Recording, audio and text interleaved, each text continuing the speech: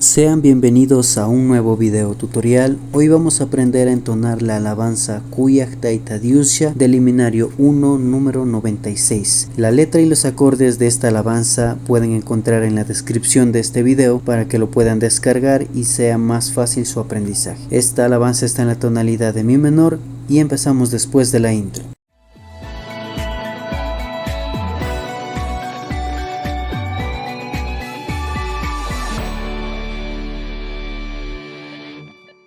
Vamos a utilizar mi menor, sol mayor, si mayor, la menor, do mayor y mi menor. Empezamos con la melodía.